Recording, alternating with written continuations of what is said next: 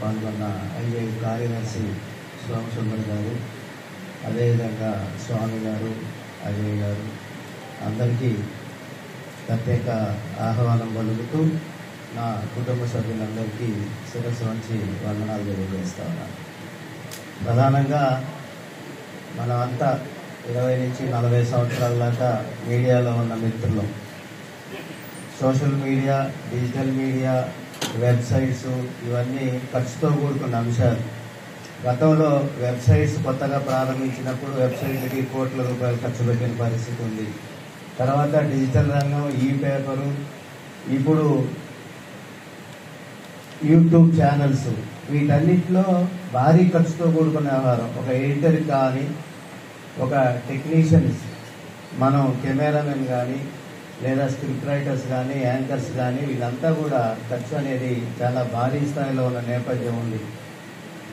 ఒక 5 ఛానల్స్ మనం ఇప్పుడు ఒక ప్రొఫెషనల్ సిస్టంలో మ్యాన్ పవర్తో నడపాలి అనుకునే పరిస్థితిలో నేను నడుపుతుంటే నా ఖర్చు అది చాలా భారీగా ఉన్న పరిస్థితి నేడు ఉంది.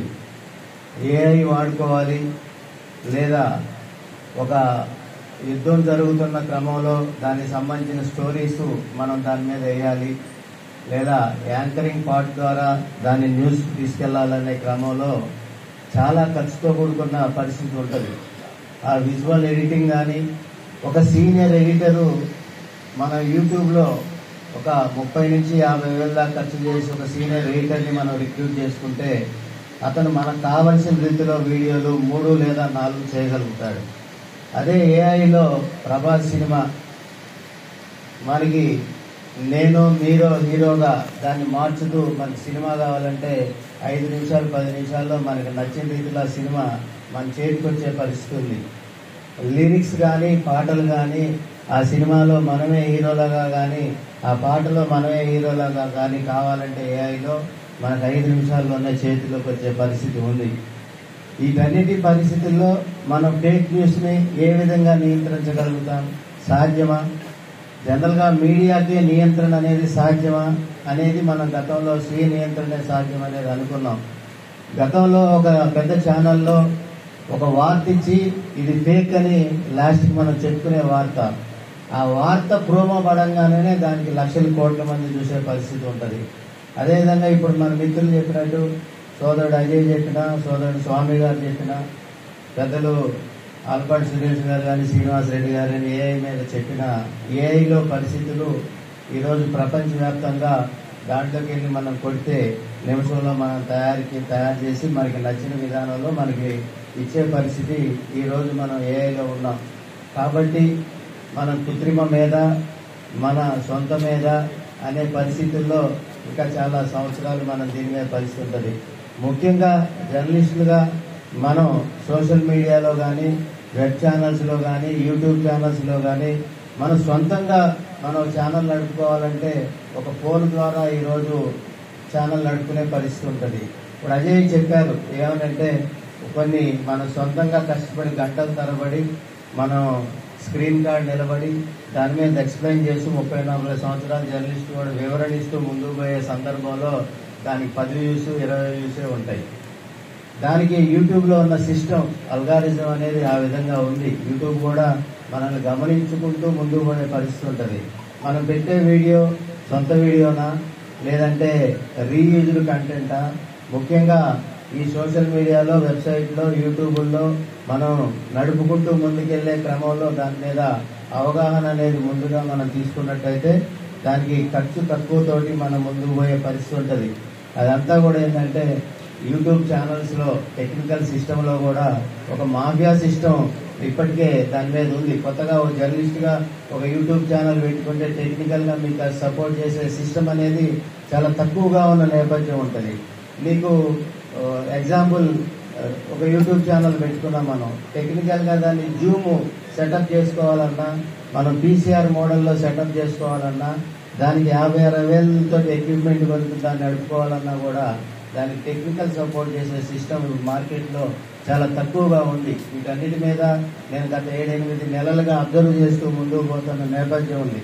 మన జర్నలిస్ట్ మిత్రులు ఎవరైనా యూట్యూబ్ ఛానల్స్ పెట్టుకునే సిస్టమ్ కనుక ముందుకు పోతుంటే పెద్ద బడ్జెట్తో ముందుకు పోయేటప్పుడు తప్పనిసరిగా వాళ్ళకి టెక్నికల్గా ముందుగా ఎవరైనా మన మిత్రులు కొనసాగించే క్రమంలో వాళ్ళ సలహాలు సూచనలు తీసుకుని దాని మీద ముందుకు పోతూ స్వామి లాంటి టెక్నికల్ నాలెడ్జ్ ఉన్న వాళ్ళతో ఏఐ వాడుకునే విధంగా గతంలో మనం ఈ పేపర్ నడపాలన్నా వెబ్సైట్ నడపాలన్నా కనీసం 20 నుంచి 30 మంది మ్యాన్ పవర్ పనిచేస్తేనే ఆ వెబ్సైట్ కొనసాగే పరిస్థితి ఉంటుంది.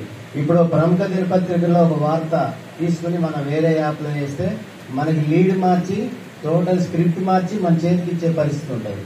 ఒక ఇద్దరు మనకి కాపీ పేస్ట్ సిస్టంలో వార్తల్ని మార్చగలిగితే గతంలో 20 మంది 30 మంది చేసే పని ఈరోజు ఇద్దరితో మనం ఆ సాయంత్రానికి ఈ పేపర్ ఇవ్వగలుగుతాం.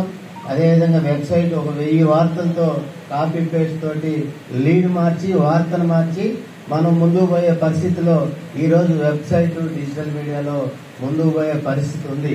కాబట్టి ఫేక్ వార్తల్ని మనం ఇప్పుడున్న పరిస్థితుల్లో కట్టడి చేసే పరిస్థితి చాలా తక్కువగా ఉన్న పరిస్థితే.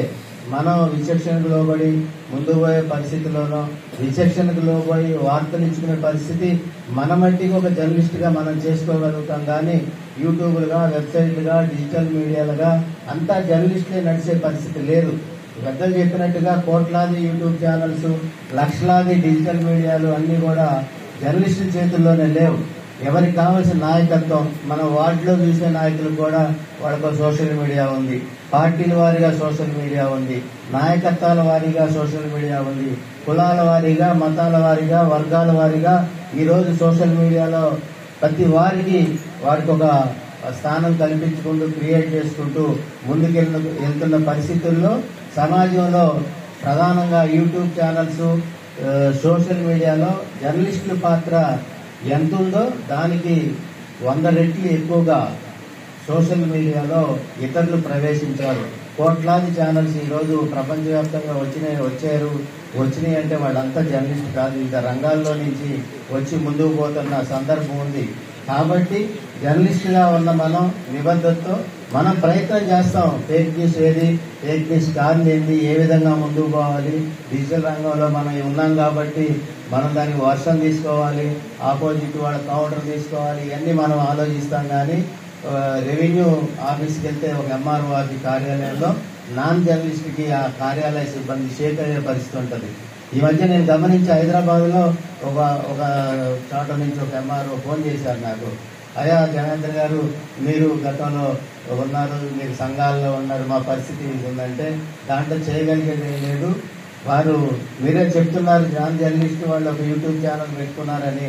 కాబట్టి జర్నలిస్టు పరిధిలో లేని మిత్రులతో జర్నలిస్టుగా సంఘాలుగా లేకపోతే ప్రొఫెషనల్స్గా మేము మాట్లాడే పరిస్థితి లేదు సార్, దాన్ని మేమేం చేయలేని పరిస్థితి ఉంది అనేది మనం కూడా చెప్పుకోవాల్సిన పరిస్థితి ఉంటుంది. కాబట్టి జర్నలిస్టుగా మనం స్వీయ నియంత్రణ లేకపోతే నిజమేంది కాదేంది అనేది మనం చూసుకున్నా ఈరోజు యూట్యూబ్ ఛానల్స్ మీరు ఒక ఎగ్జాంపుల్ చెప్తే భార్యాభర్తలు వైజాగ్ కేంద్రంగా ఒక వీడియో పెడతారు 4 నిమిషాలు 5 నిమిషాలు. మీరు తెల్లారి చూడండి ఆ వీడియో 5 లక్షల నుంచి 10 లక్షల మంది చూస్తారు 24 గంటల్లో. మీరు ప్రొఫెషనల్ జర్నలిస్ట్గా మీరు ఒక అనలైజ్ చేయండి ఒక వార్త మీద, పూర్తి స్థాయి ఒక 40 సంవత్సరాలు 50 సంవత్సరాల జర్నలిస్ట్గా వార్త మీద విశ్లేషించండి. అది 100, 200, 300 వ్యూస్ మాత్రమే ఉండే పరిస్థితి ఉంటుంది. దాంట్లో SEO వర్క్, అల్గారిజం, దానికి సంబంధించి మనం ఆ ఛానల్లో మనం టైప్ చేసినట్టయితే అదే వచ్చే విధంగా SEO వర్క్ అంటారు, అల్గారిజం అంటారు. లేదా యూట్యూబ్ స్కాన్ చేసే విధానం, ఏదైతే వీడియో ఫ్రెష్ వీడియోగా, అంటే ఇప్పుడు మనం ఇక్కడ సిటీ కేబుల్ ఛానల్ షూట్ చేస్తుంది, దీన్ని మనం యూట్యూబ్లోకి మనం తీసుకుంటే రీయూజ్డ్ కాపీ రైట్ పడుతుంది, రీయూజ్డ్ కింద వస్తుంది. ఇది దాంట్లో యూట్యూబ్ ఛానల్లో రీయూజ్డ్ కంటెంట్ కింద వస్తుంది. అట్లా కాకుండా మన వీడియో ద్వారా, మన కెమెరా ద్వారా లేదా మన ఫోన్ ద్వారా మనం దాన్ని అప్లోడ్ చేస్తేనే అది ఫ్రెష్ విజువల్ లాగా వస్తుంది. ఇట్లాంటి ఇబ్బందులు ఎన్నో ఉన్న పరిస్థితుల్లో మనం ఛానల్స్ నడుపుకుంటున్నాం. దానికి ఏఐ అనేది చాలా గొప్పగా సహకారం అందిస్తుంది. మనం 10 యాంకర్లు పెట్టుకోవచ్చు, అదే అన్న చెప్పినట్టు 20 యాంకర్లు పెట్టుకోవచ్చు. మనం డిఫరెంట్గా కొత్తగా స్పేస్ చదివించుకోవచ్చు. ఈ పరిస్థితుల్లో ఏఐ మీద ఈరోజు ఇక్కడ సెమినార్ కార్యక్రమం పెట్టడం, దీనికి సంబంధించి ఒంగోలు యూనిట్ దీనికి కావాల్సిన అన్ని ఏర్పాట్లు చేసిన ఏపీడబ్ల్యూజేకి, అదేవిధంగా అనుబంధ విభాగాలు ఎలక్ట్రానిక్ మీడియా సంఘానికి, అదేవిధంగా చిన్నపత్రిక సంఘం, ఫోటోగ్రాఫర్ సంఘం, మీ అందరికి కూడా రాష్ట్ర కమిటీ తరఫున శిరస్సు వంచి వందనాలు తెలుపుతా ఉన్నా. ఈ కార్యక్రమాలన్నింటికి కూడా పూర్తి స్థాయి బాధ్యత వహిస్తూ మా నాయకుడు, మీ నాయకుడు, మా నాయకుడు ఏపీడబ్ల్యూజే రాష్ట్ర అధ్యక్షుడు అరవింద్ సుబ్బారావు గారి నాయకత్వంలో 36వ మహాసభల సందర్భంగా మనం ఈ కార్యక్రమం చేసుకుంటున్నాం. ఈ కార్యక్రమానికి వచ్చిన అగ్రనేతలు శ్రీనివాసరెడ్డి గారు, సురేష్ గారు, అదేవిధంగా జమ్ము గారు, సిన్హా గారు, మనకి అన్ని విషయాలు అందుబాటులో ఉంటూ సంఘానికి ఏ విధంగా ముందుకు పోవాలనే కార్యక్రమానికి పూర్తి స్థాయి సమయిస్తున్న సోమ సుందర్ గారు, ఈ విధంగా వచ్చిన జిల్లా అధ్యక్ష కార్యదర్శులు, రాష్ట్ర కార్యవర్గ సభ్యులు, రాష్ట్ర కమిటీకి ప్రతి ఒక్కరికి ధన్యవాదాలు తెలుపుతూ నాకు ఈ అవకాశం ఇచ్చినందుకు థ్యాంక్ యూ. కూడా మనకి ప్రెస్ అకాడమీ చైర్మన్ గారు, మన చైర్మన్ గారు సురేష్ గారు ఇక్కడే ఉన్నారు కాబట్టి ఫ్యూచర్లో అకాడమీ కార్యకలాపాల్లో కూడా ఈ ఫేక్ న్యూస్ని అరికట్టడం, దాన్ని ఐడెంటిఫై చేయడం, అరికట్టడం ఎట్లాగనే దాని మీద భవిష్యత్తులో శిక్షణా తరగతులు కాకపోయినా వర్క్షాప్ రూపంలో అయినా సరే మనం సెలెక్టెడ్ పీపుల్ని పెట్టుకుని రాష్ట్ర స్థాయి పెట్టినా పర్వాలేదు, లేదా ఆన్లైన్ పెట్టినా పర్వాలేదు, దాని మీద సురేష్ గారు ఒక మంచి నిర్ణయం తీసుకుని దీన్ని ముందుకు తీసుకెళ్తే ఏపీడబ్ల్యూజేలో ఈ రోజున రాష్ట్రంలో ఉన్న సుమారు ఒక 10,000 మంది 11,000 మంది సభ్యులకి అది ఎంతో బెనిఫిట్ అవుతుంది. మనం నేర్చుకుంటే కనుక తప్పనిసరిగా దాని ఇన్ఫ్లుయెన్స్ సమాజం మీద పడుతుంది.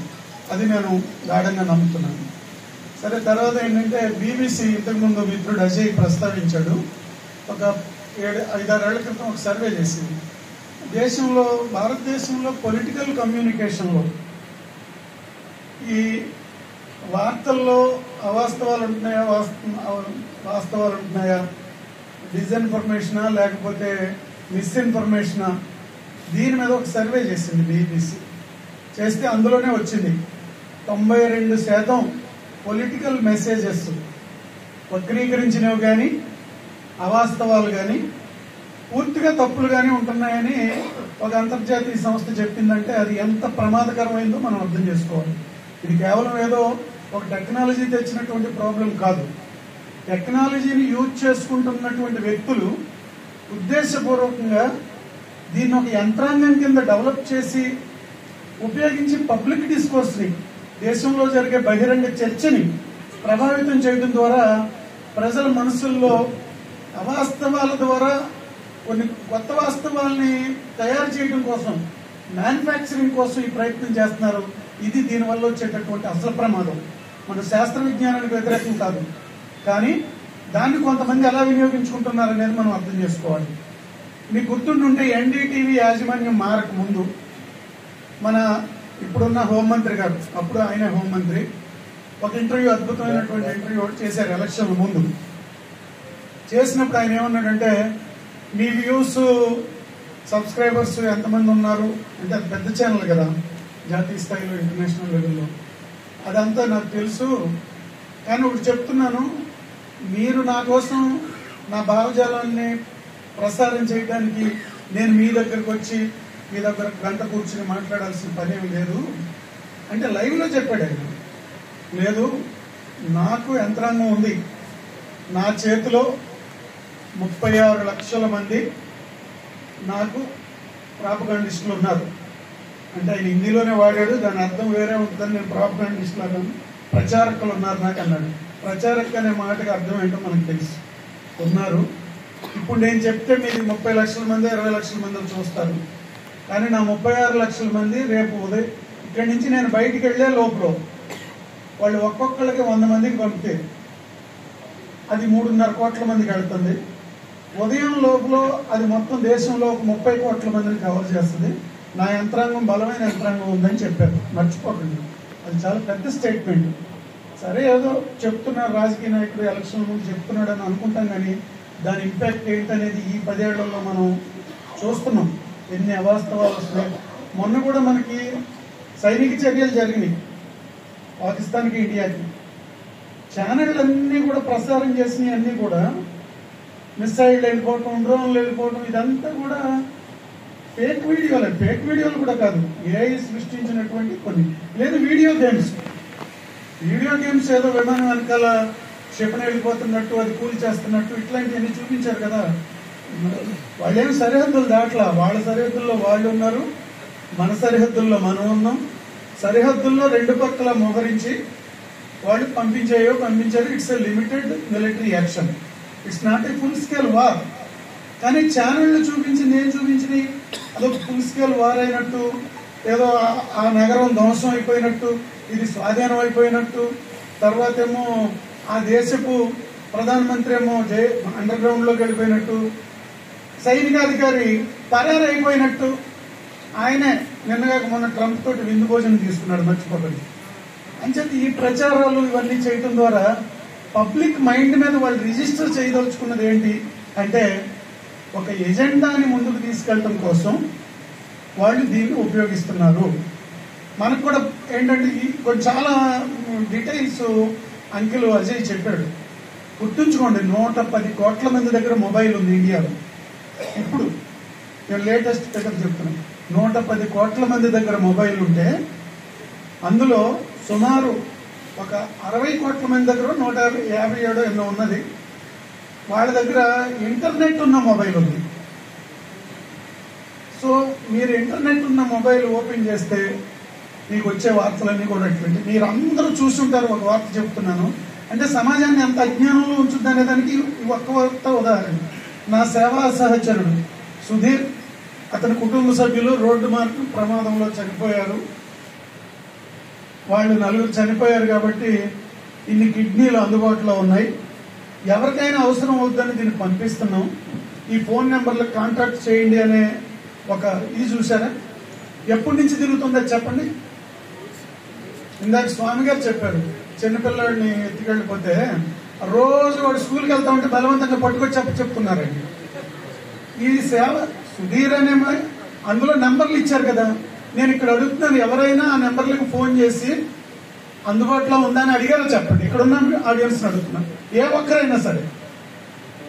అంటే మనమే ఎంతో కొంత సామాజిక బాధ్యత ఉన్న వాళ్ళం. అందుకు కిడ్నీ ఇచ్చిన నెంబర్కి ఫోన్ చేయడానికి ఇష్టపడకుండా మనం కూడా అరే పాపం కిడ్నీ ఎవరికైనా ఉపయోగపడుతుందిలే అంటే మనకు ఒక కన్సర్న్ ఉంది, కిడ్నీ పేషెంట్కి ఒక కిడ్నీ అందాలి అని. అందుకని దాన్ని మనం కూడా మనకు తెలుసున్న గ్రూపుల్లోకి ఫార్వర్డ్ చేశాం. కానీ ఒకటి గుర్తుంచుకోండి, కిడ్నీ మార్పిడి అనే దానికి పెద్ద ప్రోటోకాల్ ఉంది. ఎవడు పడితే ఆడు వాట్సాప్లో పెడితే అది చేసేస్తే డాక్టర్ కిడ్నీ మార్చేయడు. దానికి చాలా పెద్ద ప్రోటోకాల్ ఉంది, ఒక లిస్ట్ ఉంటుంది. ఆ వరుస క్రమంలో ఉంటారు. వాళ్ళ పేరెంట్స్ ఒప్పుకోవాలి, వీళ్ళ పేరెంట్స్ ఒప్పుకోవాలి. అది చుట్టాలు అయి ఉండకూడదు, బయట వాళ్ళు అయి ఉండకూడదు, డబ్బుగా అమ్మకూడదు. ఇన్ని ప్రోటోకాల్స్ ఉన్నాయి. ఉంటే అది మానేసేసి ప్రతి 3 నెలలకి ఏదో ఒక గ్రూపులో సుధీర్ కుటుంబం యాక్సిడెంట్లో చచ్చి బ్రెయిన్ డెడ్ అయిపోతే ఉన్న కిడ్నీల గురించిన వార్త 10 ఏళ్ల నుంచి తిరుగుతుందండి, 10 years నుంచి తిరుగుతుంది. అది ఎంత చేయమండి. ఈ సమాజంలో కిడ్నీల గురించి మనకు అవగాహన లేదు. ఎవడో పిటిషన్ పెడతా ఉంటే దాన్ని ఫార్వర్డ్ చేయడానికి మనకి ఇది లేదు. ఒక్కటే గుర్తుంచుకోండి, ఆయన టెక్నాలజీ గురించి చెప్పారు, అదంతా ఓకే. కానీ మీరు ఒక్కటే గుర్తుంచుకోండి, మీకు వచ్చిన మెసేజ్ అంటే బండ గుర్తు చెప్తున్నాను నేను. రోజువారీ జీవితంలో పైన ఫార్వర్డెడ్ మెనీ టైమ్స్ అని ఉంటే కనుక తప్పనిసరిగా దాన్ని అనుమానించాల్సిందే. అంత గొప్ప మనం ఏదో పెట్టేస్తే తెగ ఫార్వర్డ్ చేసేస్తారు లక్షలాది మందికి. మనం ఏదో పెడతాం, మన ఏపీడబ్ల్యూ తరఫున ఏదో మెసేజ్ పెడతాం, లక్షలాది మందికి వెళ్ళిపోతాం forwarded many times. These are the basic things which we all require today. And our experts have really talked in detail. And they gave you very insight about the whole thing.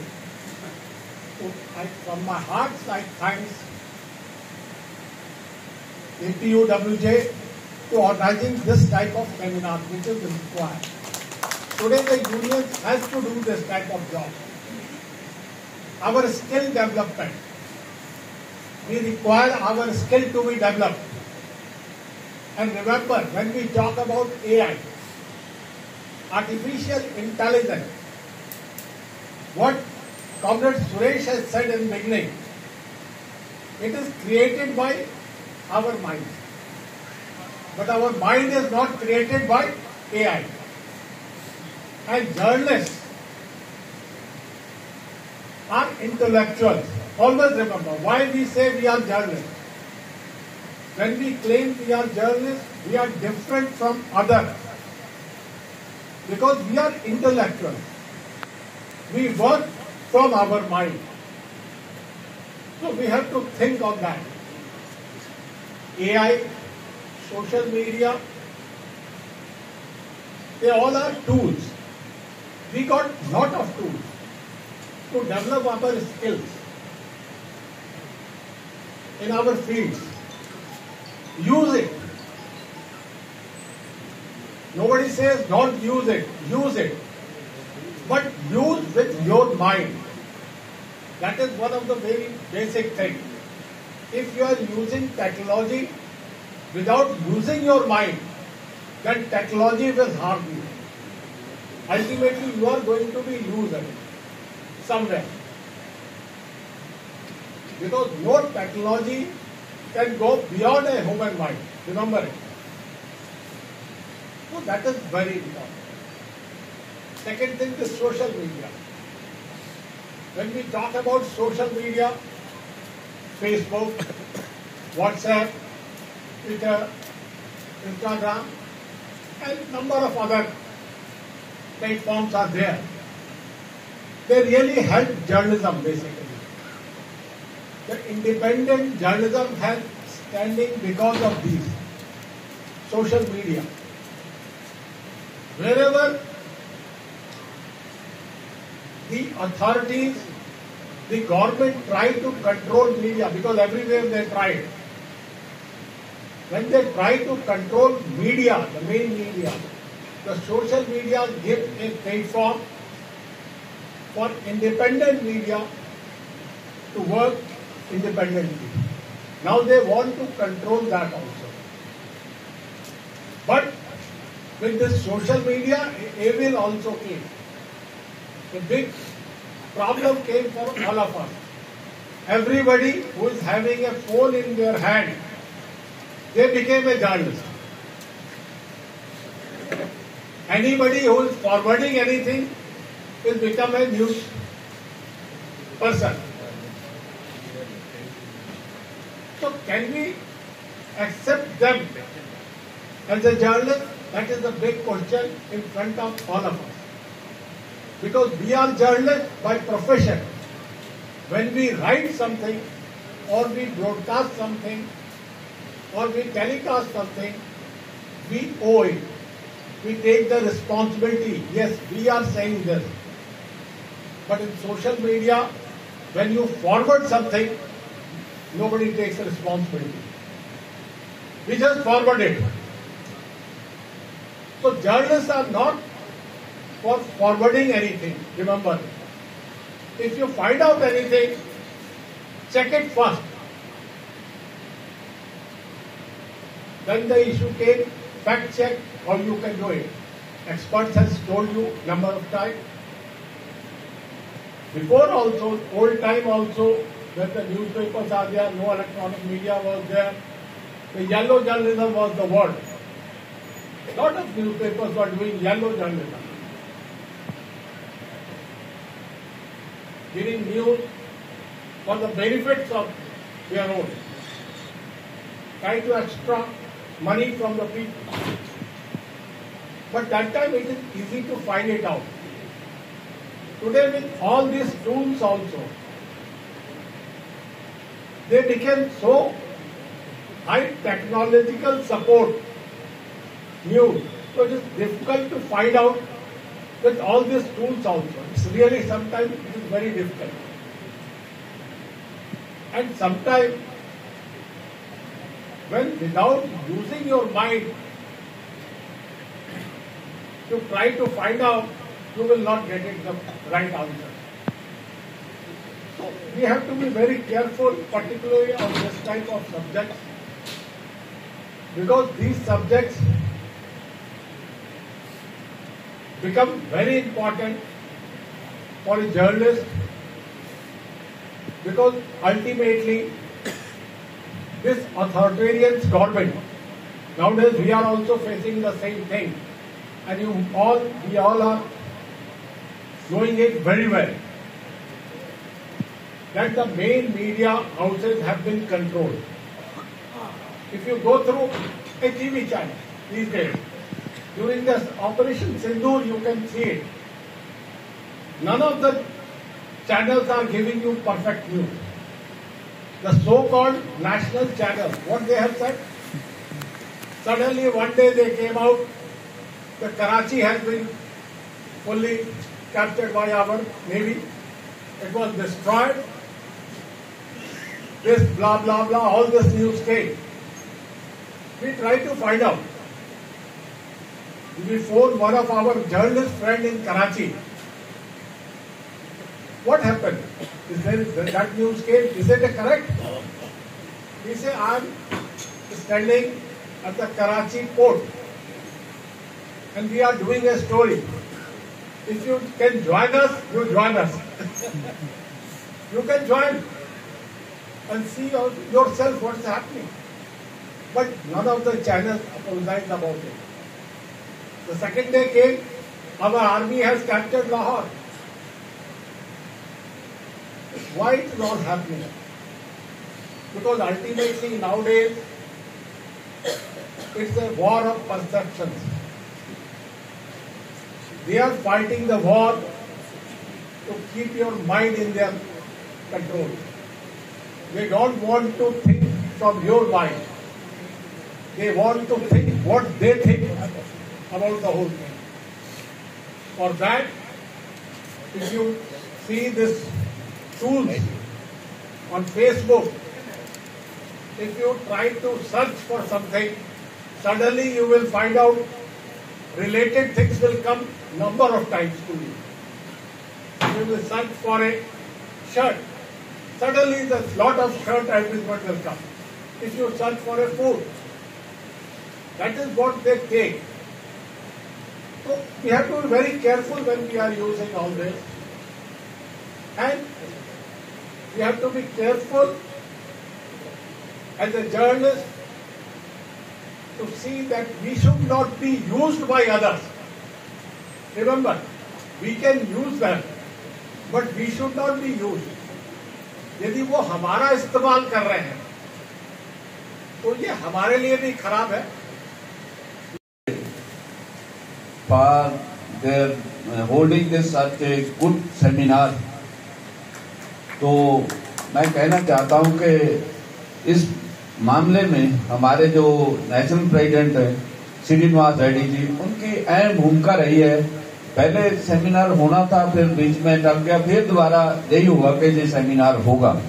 तो इसके लिए मैं जो हमारे आंध्रा के दोस्त हैं, हमारी यूनियन है, और श्रीनिवास रेड्डी जी, उनका अहम भूमिका रही है, अहम रोल रहा है. इसके लिए मैं चाहता हूं, उनका धन्यवाद करना चाहता हूं.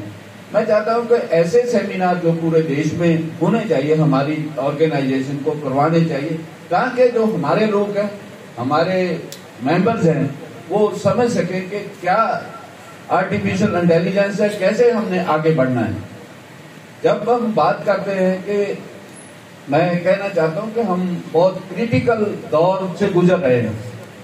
बिग चैलेंज है. एक तरफ हम देखते हैं कि दुनिया में क्या हो रहा है. इजराइल से जो फलस्तीन की वार शुरू हुई थी, अब ईरान, अमेरिका और इजराइल की वार शुरू हो चुकी है. इसमें आगे फ्यूचर कैसा होगा, हम इसको कैसे देखें, क्या हो रहा वर्ल्ड में, ये एक मामला है. दूसरा, जो हम सोशल मीडिया की बात करते हैं, फेक इंटेलिजेंस की बात करते हैं, आर्टिफिशियल इंटेलिजेंस की बात करते हैं. सोशल मीडिया में पिछले दिनों पंजाब में क्या हुआ, जो वल्गर कंटेंट है उसकी बहुत परमार हुई.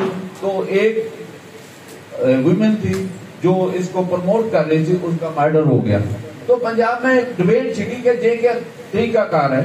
अगर कोई गलत काम कर रहा है तो उसका सिर काटने से ऐसे मसले थोड़ी हल होंगे. इसके लिए फाइट करना चाहिए. ये तरीकाकार नहीं है. जो मारने वाला था, कत्ल करवाने वाला था, वो विदेश में भाग गया. ऐसा कुछ भी हम देखते हैं. तो ये बहुत बड़ी, हमारे लिए बहुत बड़ा चैलेंज है कि हम इसको कैसे फाइट आउट करें. तो हम जितनी हमारे लोग हैं, हमारे मेंबर हैं, हम उनको जितना ही इस मामले में सचेत करेंगे, उनका जो लेवल है बढ़ेगा, उसी के साथ हम आगे बढ़ सकेंगे। एक बात और जो मैं कहनी चाहता हूं कि नेक्स्ट 2 दिन में 25 जून देश में इमरजेंसी लगी थी, उसके बारे में उसके 50 साल मनाए जाएंगे। लेकिन अब देश में क्या हो रहा है? अब देश में बिना डिक्लेयर किए हुए इमरजेंसी है।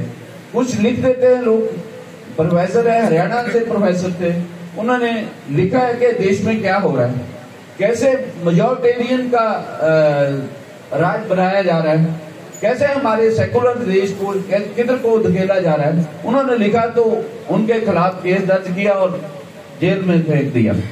उसको सुप्रीम कोर्ट से बेल मिल गई, लेकिन एक कमेटी बना दी कि ये चेक करेगी कि उसने जो लिखा ठीक है नहीं। उसकी वीडियो है, फेसबुक पे है, फिर भी नहीं छोड़ा गया। ऐसे ही कई और मामले हैं जो थोड़ा सा रजिस्ट करते हैं, इनको चैलेंज करने की बात करते हैं, उनके खिलाफ ऐसे मामले दर्ज किए जा रहे हैं जो कि हमारे जो सेकुलर कंट्री है उसके लिए बहुत माड़ी बात है, बहुत गलत बात हो रही है। तो इसके खिलाफ भी हमने लड़ना है, इसके बारे में भी बात आगे करनी होगी। अगर हमारी डेमोक्रेसी वीक होती गई तो ये हमारे देश के लिए बहुत दुर्भाग्य होगा। इसके लिए हम जो हमारे देश की डेमोक्रेसी है जितनी स्ट्रांग रहेगी उतने ही हम फ्रीली काम कर सकेंगे। अगर हमारी डेमोक्रेसी वीक होती गई तो हमारे लिए मुसीबतें जो बढ़ेगी। इसके लिए भी हम जो जर्नलिस्ट हमारा काम है, जैसे सिन्हा जी कह के जर्नलिस्ट इंटेलेक्चुअल है, तो इंटेलेक्चुअल का ये काम है कि लोगों को जागरूक करे। इन्फॉर्मेशन तो हम देते ही हैं, तो जब मिस इन्फॉर्मेशन देने का काम बढ़ रहा हो तो उसके खिलाफ भी लड़ना। इसलिए हमारे पास चैलेंज एक नहीं, बहुत सारे चैलेंज हैं। तो हमारी जो ऑर्गेनाइजेशन है इंडियन जर्नलिस्ट यूनियन, उसको और उसके साथ अफिलिएटेड जितनी भी ऑर्गेनाइजेशन, उनको और संघर्ष करने की जरूरत है। तो मैं आंध्र प्रदेश, जब तेलंगाना नहीं था, एक ही प्रदेश था, तब हमारी यूनियन बड़ी थी। अब भी दोनों प्रदेशों में बहुत बड़ी यूनियन है। तो हमारी जो दोनों प्रदेशों की यूनियन है, इनका लड़ने का स्टैमिना, मामले उठाने का एक स्टैमिना है। तो मैं चाहता हूं कि हमारी जो बहुत पुरानी यूनियन है, उनको आने वाले समय में जैसा आज सेमिनार किया और सेमिनार करें, जो हमारे बेसिक इशू है उनके ऊपर भी जो आवाज है हमें उठानी चाहिए, ताकि ये लोगों में बात जाए कि ये जर्नलिस्ट हैं जो एक्चुअल बात उठाते हैं, जो लोगों के मुद्दे भी उठाते हैं। इसलिए हमको इस बात के लिए तैयार रहना चाहिए, लड़ना चाहिए कि जो हमारे समाज में गलत हो रहा है उसके लिए भी हम फाइट करें, लोगों को चेतन करें, लोगों को जागरूक करें।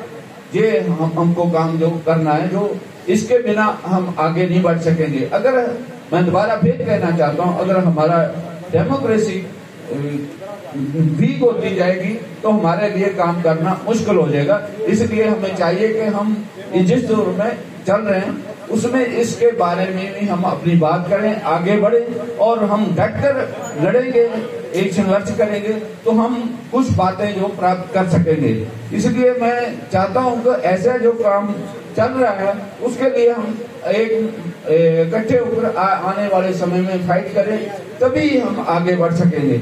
एक बात जो जहाँ हुई है, जहाँ कई बातें और हो रही हैं, तो जो हमारे जहाँ दोस्त हैं मुद्दम नरसिम्हा स्वामी, उनकी बुक की है, उनकी बुक से मैं 2-4 लाइनें जो कहने जा रहा हूँ। उन्होंने एक लिखा है, deep fake technology is A double edged sword. When used responsibly, it can be source of entertainment and innovation. However, in the wrong hand, it can be a powerful tool for spreading fake news, defamation, and political manipulation. As AI continue to evolve, need for ethical regulation, detection mechanism becomes more important than ever. So ये double as weapon है artificial intelligence. इसको कैसे use करना, हमारे दोनों जो बुद्धिजीवी intellectual है इस मामले में जिन्होंने काम किया उन्हें हमें बताया है। इसलिए हमें इस तरफ देखना चाहिए कैसे इसको यूज करें। अगर ऐसे सेमिनार हम और करेंगे, हमारे लोग और जागरूक होंगे तो हम जो ये लड़ाई है, ये फाइट है, इसको और मजबूत करेंगे। तो इस मौके में जो हमारी Andhra Pradesh union of working journalist है उनको ये सेमिनार करने पे बहुत बहुत मुबारक देना चाहता हूँ। और सुब्बा राव की जो टीम है, चाहता हूँ कि ऐसे सेमिनार और भी करवाए जाएं। आने वाले समय में जो जर्नलिस्टों के इशू हैं उनको लेकर आगे बढ़े। आपका मुझे जहाँ बुलाने का समय देने का लिए मैं आपका बहुत बहुत धन्यवाद करता हूँ। Thank you very much. Social మీడియాని రక్షించడానికి ఏం చట్టాలు? ప్రింట్ మీడియాకి చట్టాలు ఉన్నాయి. పత్రిక పెట్టుకోవాలంటే ఆర్ఎన్ఐ రిజిస్ట్రేషన్ తీసుకోవాల్సిందిగా, ప్రెస్ రిజిస్ట్రేషన్ 223 యాక్ట్ చేంజ్ చేశారు. మన వర్కింగ్ జర్నలిస్ట్ యాక్ట్ ఎట్లా కిందలు చెప్తున్నారో దీన్ని కూడా ఆ రకంగా కొన్ని మార్పులు చేసి తీసుకొచ్చారు డిఆర్డిఏ. దాని నిబంధనల ప్రకారంగా పత్రికలు పనిచేయాలి. ఎలక్ట్రానిక్ మీడియా టీవీ ఛానల్స్ సంబంధించి ministry of information and broadcasting కేంద్ర ప్రభుత్వము లైసెన్స్ తీసుకున్న వాళ్ళు వాళ్ళ విధానాలు ఉన్నాయి. ఈ రెండింటికి స్వీయ నియంత్రణ జర్నలిస్టులు అనే పదాన్ని వర్తిస్తుంది. సోషల్ మీడియాకి ఏ చట్టం లేదు. సోషల్ మీడియాకు ఉన్న చట్టం ఏంటంటే క్రిమినల్ ప్రొసీజర్ కోడ్. దాన్ని ఏమన్నాం, దాన్ని కూడా చట్టం పేరు మార్చింది కేంద్ర ప్రభుత్వం, మనకి పలుకు రాదు. सिन्हा क्या है तो सीआरपीसी को चेंज करके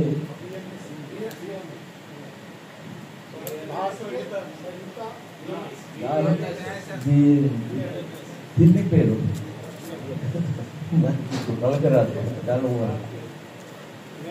ఆ చట్టాలే వస్తున్నాయి. కేంద్ర ప్రభుత్వం ఒక చట్టము ఈ 11 ఏళ్ల పరిపాలనలో ఒక చట్టం తీసుకొచ్చింది. ఆ చట్టము స్టేక్ హోల్డర్లతో చర్చించకుండా జర్నలిస్టులు, యాజమాన్యాలు ఈ పత్రికా స్వేచ్ఛ, భావ స్వేచ్ఛను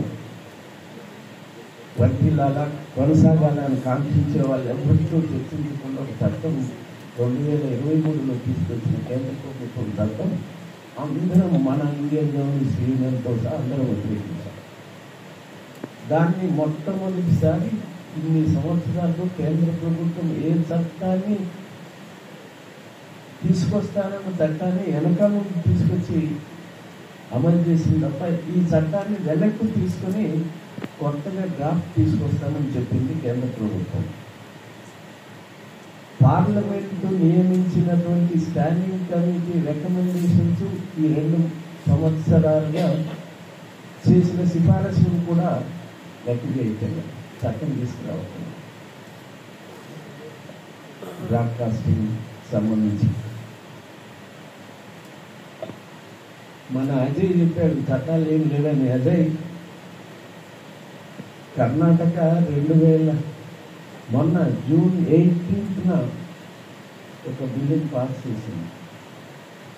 క్యాబినెట్ కర్ణాటక గవర్నమెంట్ ఇనిషియేటెడ్ ఈ సోషల్ మీడియాలో చేస్తే 7 సంవత్సరాల తప్పుడు వార్తలు ఇస్తే 7 సంవత్సరాల శిక్ష, 10 లక్షల రూపాయల వరకు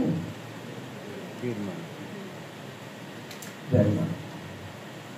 ఇంకా మనం చెప్తాం సోషల్ మీడియాతో సంబంధిత వర్గాలతో చర్చించకుండా మేము తీసుకొచ్చేటికి మళ్ళీ ఇది చర్చకు దారితీస్తుంది. ఇతర దేశాలు తీసుకొస్తున్నాయి. ట్రంప్ తీసుకొస్తున్నాడు. ఆయనకు ఉపయోగించినటువంటి సహాయపడినటువంటి ఎలన్ మస్క్ కంట్రోల్ చేయడానికి ట్రంప్ కూడా ఆలోచన చేస్తున్నాడు తీసుకురావడానికి. అంటే ఈ సోషల్ మీడియాని చాలా పదునైన కత్తి కాబట్టి ఈ కత్తిని జాగ్రత్తగా వినియోగించుకోవడానికి ప్రయత్నం చేయాలని ఇవాళ వచ్చింది రాసింది ప్రతి దాన్ని ఎవరు నమ్మటండి. క్రెడిబిలిటీ గ్యాప్ వచ్చిందిగా, విశ్వసనీయత తగ్గిపోయిందిగా, పత్రికలకి విశ్వసనీయత తగ్గిపోయింది, ఎలక్ట్రానిక్ మీడియాకు విశ్వసనీయత తగ్గిపోయింది. సోషల్ మీడియాలో కొంతకాలం క్రితం మంచి వార్తలు వస్తున్నాయి, త్వరగా వస్తున్నాయి అని భావిస్తున్న తరుణంలో మిస్యూజ్. పంజాబ్లో జరిగిన ఘటన హిందీలో చెప్పాడు. ఒక అమ్మాయి ఇట్లాగే చేస్తే కొట్టేశారు, చంపేశారు. చంపటం తప్పగా, కానీ ఇంత తప్పుడు వార్తలు రాసేయాలని చేస్తే ఏమైంది అనే వాళ్ళు కూడా ప్రశ్నిస్తున్నారు. అందుకని ఈ సోషల్ మీడియాని మనం ఇప్పుడున్న పరిస్థితుల్లో వాడుతున్న తీరును సత్యం అసత్యం అని చెప్పి మనం తెలుసుకోవడానికి టూల్స్ ఉన్నాయి. వాటిని ఖచ్చితంగా కొత్త మన చైర్మన్, ఆంధ్రప్రదేశ్ చైర్మన్ ఒక వర్క్ షాప్కి కానీ క్లాసులకు కానీ తప్పనిసరిగా హాజరు కావాల్సింది, నేర్చుకోవాల్సింది. ఇది నేర్చుకోకపోతే మనం ఇబ్బందుల్లో పడతాం. అసత్య వార్తల మీద వచ్చే ఇన్ఫర్మేషన్ కన్నా ఇది తీవ్రమైనటువంటి ప్రభావం మన మీద చూపుతుంది. కాబట్టి దీన్ని ఇక్కడ ప్రారంభించినందుకు మీరంతా ఇంత పెద్ద సంఖ్యలో వచ్చినందుకు మళ్ళీ మనసారా అభినందిస్తూ సెలవు. అందరికీ కృతజ్ఞతలు. జిల్లా అధ్యక్షుడు రమణ గారు వందనం sir.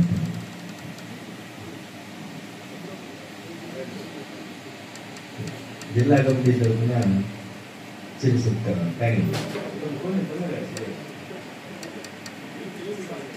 Press academy chairman AP. Thank you. ఈనాడు ఈ కార్యక్రమానికి ముఖ్య అతిథిగా ఇచ్చేసినటువంటి మన ఐజేయు అధ్యక్షులు, మాజీ Telangana media academy chairman comrade Srinivas Reddy గారికి జిల్లా కమిటీ తరఫున శిరు సత్కారం.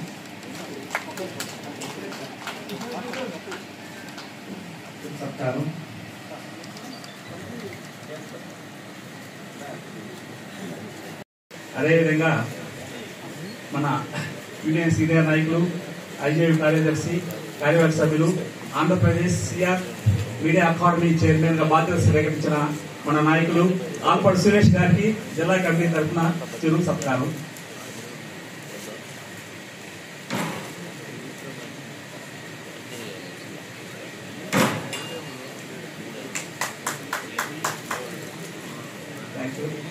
అదేవిధంగా IAU secretary general Balwinder Singh గారికి చిరు సత్కారం.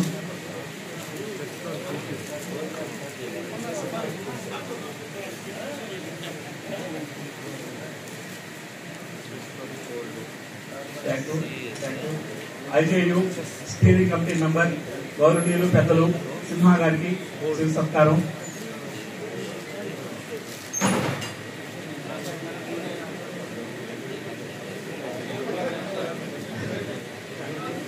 అదేవిధంగా ఈ సెమినార్ కి మన తెలంగాణ హైదరాబాద్ నుంచి వచ్చిన